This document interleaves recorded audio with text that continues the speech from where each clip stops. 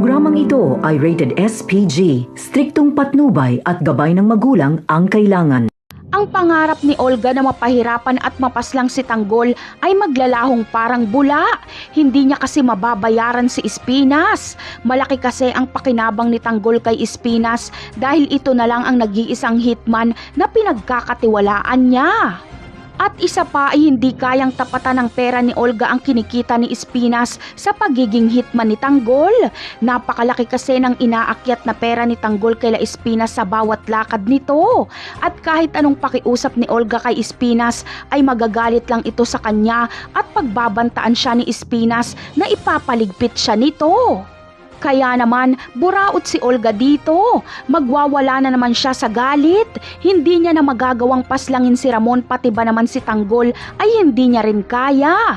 Kaya kailangang makaisip ni Olga ng paraan. Hindi siya susuko alang-alang sa pagkamit ng hustisya sa namayapa niyang anak na si Greg. Ikakasana ni Olga ang kanyang huling baraha. Ito ay ang mga otoridad o si Rigor. Alam ni Olga na galit si Rigor kay Ramon. Kaya pa sikreto niyang ipapaalam kay Rigor na buhay pa si Ramon Montenegro at nagbago lang ito ng pangalan. At nang sa ganon ay hantingin ni Rigor si Ramon.